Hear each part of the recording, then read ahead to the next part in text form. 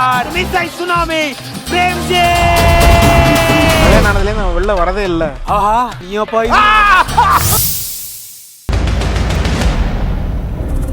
கடவுளே, சுத்தி இருக்கிறவங்க எல்லாம் வினோதினி மனசை புரிஞ்சுக்காம அவங்கள கண்டபடி பேசி கஷ்டப்படுத்துறாங்க. வினோதினி கஷ்டப்படுறத என்னால பார்க்க முடியல.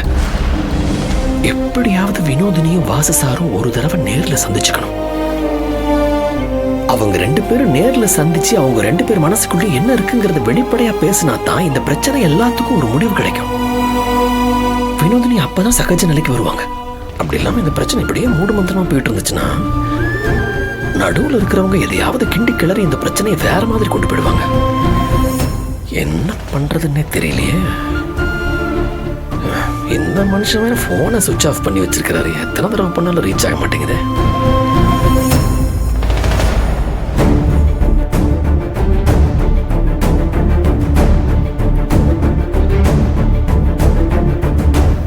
முருகா, எப்படியாவது இவங்க 2 பேரும் ஒரு தடவை நேர்ல சந்திக்கிறதுக்கு ஏற்பாடு பண்ணு. முருகா, நீதான் உதவணும்.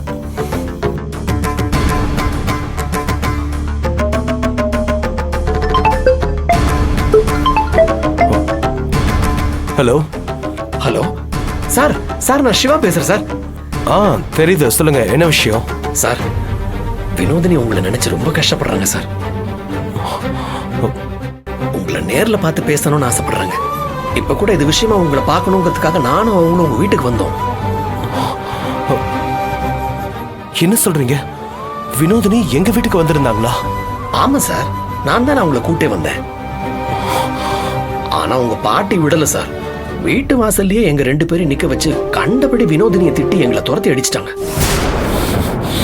சரி, போன்லயாவது எப்படியாவது உங்களை கான்டாக்ட் பண்ணி இந்த விஷயத்த சொல்லணும். நானும் போன் அடிச்சுக்கிட்டே இருக்கேன். உங்க போன் சுவிட்ச் ஆஃப்ல இருந்துச்சு. இவ்வளவு நேரம் லைன் கிடைக்கவே இல்லை. நல்ல வேலை சார், கரெக்டா நீங்க போன் ஆன் பண்றதுக்கும் நான் உங்களை கூப்பிடுறதுக்கும் கரெக்டா இருந்துச்சு. உங்களை பிடிச்சிட்டேன் சார். நீங்க தப்பா எடுத்துக்கலனா ஒரே ஒரு தடவை வினோதினியை நேர்ல சந்திச்சு பேசுறீங்களா? நீங்க 2 பேரும் மனசு விட்டு பேசினா நல்லா இருக்கும் சார். சார் சார் மாட்டேன்னு மட்டும் சொல்லிடாதீங்க சார். நீங்க வந்து பேசுனீங்கன்னா வினோதினிக்கு ஆறுதலா இருக்கும். அவங்க உங்ககிட்ட பேசணும்னு நினைக்கிறாங்க. முடியாதுன்னு மட்டும் சொல்லிடாதீங்க சார். Sir please sir. சரி, வரங்க சார். தேங்க்ஸ் சார், ரொம்ப ரொம்ப தேங்க்ஸ் சார். நான் இப்ப வினோதினியை கூட்டிட்டு நேரா கங்கை அம்மன் கோயிலுக்கு வந்துடுறேன் சார். நீங்களும் அங்க வந்துடுறீங்களா?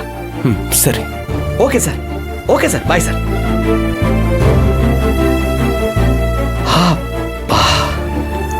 ஒரு வழியா வாசு சார் கிட்ட விஷயத்த சொல்லியாச்சு. இப்போ உடனே வினோதினி கிட்ட போய் இந்த விஷயத்த சொல்லணும். அவங்கள உடனே கோயிலுக்கு கூட்டிட்டு போய் வாசு சார் கிட்ட அவங்கள மனசு விட்டு பேச வச்சிடணும். அப்பதான் வினோதினி சகஜ நிலைமைக்கு வந்துருவாங்க. எனக்கும் நிம்மதியா இருக்கும். உடனே போய் கூட்டு போக வேண்டியதான்.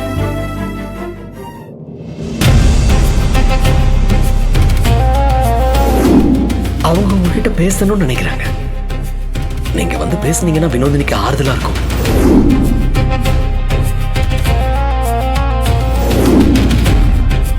நீங்க தப்பா எடுத்துக்கலனா ஒரே ஒரு தடவை வினோதினியை நேர்ல சந்திச்சு பேசுறீங்களா?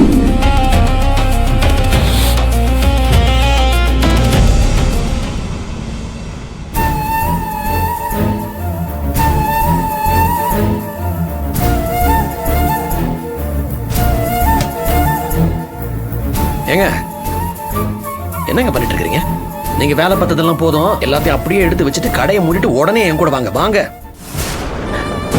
என்னங்க பாக்குறீங்க? உங்களுடைய எல்லா பிரச்சனையும் என்னால தீர்த்து வைக்க முடியுமான்னு எனக்கு தெரியாது. ஆனா ஒரு நல்ல நண்பனா நீங்க கஷ்டப்படுறதை என்னால பார்த்துட்டு இருக்க முடியாது. உங்க கவலையை போக்குறதுக்கு என்னால என்ன செய்ய முடியுமோ அதை நான் செய்வேன். என்ன பாக்குறீங்க? வாசு சார் கிட்ட நான் போன்ல பேசிட்டேனே.